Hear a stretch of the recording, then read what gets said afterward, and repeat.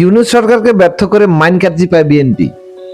আপনাকে যদি প্রশ্ন করা হয় ইউনূস স্যার কেমন মানুষ বা তার অর্জন কি, আমার ধারণা আপনি নোবেল পুরস্কারের বাইরে কিচ্ছু বলতে পারবেন না, কারণ আপনি বাঙালি। অনেকে আমার সাথে তর্কে জড়াবেন, কিন্তু একবার সত্য কি তা জানার চেষ্টাও করবেন না। অথচ উনি সেই ব্যক্তি যে কিনা পৃথিবীর যে কোনো রাষ্ট্রপ্রধানের দরজায় গেলে তাকে দাঁড়িয়ে সম্মান জানানো হয়। হ্যাঁ, আমরা বেশি জ্ঞানী, উনাকে সুদখোর জানি। আমি তাদের বলছি, মাই ডিয়ার জনগণ, আপনি যেদিন টাকা বা মুদ্রা অথবা বিনিময়ের হার যে নামে বলেন না কেন, যেদিন আপনি এই টাকা হাতে নিয়েছেন সেদিন থেকে আপনি সুদের ভেতরে পড়ে গেছেন। এর জন্মদাতা ইউনূস স্যার না। ইউনূস স্যারের 3-0 ফর্মুলা সারা বিশ্বের অর্থনীতিতে রোল মডেল। আমাদের সমস্যা, আমরা জ্ঞানী ব্যক্তির কদর করি না। যদি তাই হতো তাহলে তার প্রাপ্য সম্মান আমরা দিতাম। আপনি জানেন আমাদের দেশে ইউনূস স্যারকে একদল চাটুকার পছন্দ করেন না কেন?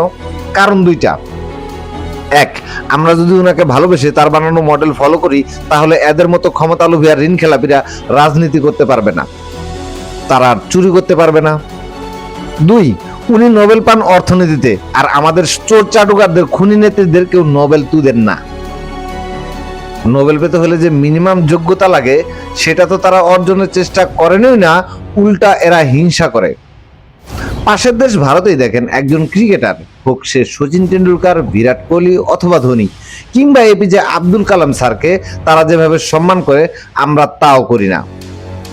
আমাদের নেতা হয় শেখ মুজিবের মতো চোরেরা, তার মেয়ের মতো খুনিরা, আবার খালেদার মতো আপসহীন ট্যাগ লাগানো নেত্রীরা।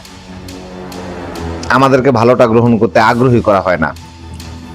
ইউনূস স্যারের ফর্মুলাকে কাজে লাগিয়ে যেখানে বড় বড় রাষ্ট্রে, বড় বড় ইউনিভার্সিটিতে ছেলেমেয়েরা পরে শিক্ষিত হয়ে তাদের দেশের অর্থনীতিকে সামনের দিকে এগিয়ে নিয়ে যাচ্ছে, সেখানে আমরা যোগ্যতাহীন একটা মূর্খ জাতি হয়ে কেউ সামান্য টাকার বিনিময়ে, আবার কেউ বা না জেনে সমালোচনা করি।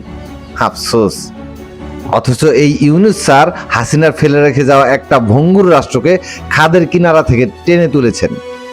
গার্মেন্টসে কাজ এনেছেন, দ্রব্যমূল্য নিয়ন্ত্রণে রেখেছিলেন, ভিক্ষা করে হলেও বন্যার্তদের সাহায্য করেছেন, ব্যাংকগুলোকে শক্তিশালী করেছিলেন, প্রতিদিন হাজারো আন্দোলনের মাঝে টিকে থাকার চেষ্টা করেছেন। জুলাইয়ের পর তাকে নানা উছিলায় চাপ দিয়ে, নির্বাচন দিয়ে তাকে তাড়ানো হয়েছে। বিএনপি এতদিন ইউনূস স্যারের রেখে যাওয়া সম্পদ লুট করে খেয়েছেন, সেই সাথে জনগণকে লুট করে খেয়েছেন চাঁদাবাজি আর তেল গ্যাস বিদ্যুতের নামে। আজকাল তারা ইলিয়াসকে দিয়েও ইউনূস স্যারের বদনাম করেন। এখন যখন চারদিকে শুধু হাহাকার, খাবার কিছু নাই, তখন রিকশাওয়ালার নতুন বউয়ের মতো সংসার না করার ঢং করেন, চ্যালেঞ্জ ছুড়ে দেন। এবার আসি আপনার কাছে, মিস্টার আপসহীন নেত্রী পুত্র, ভালো আছেন তো?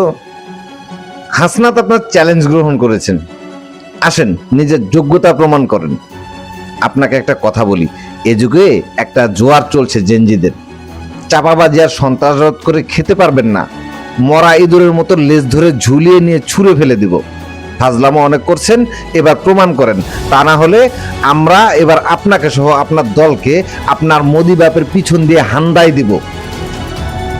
ফ্যাসিবাদ খাই না আমরা, শুভেচ্ছা রইল।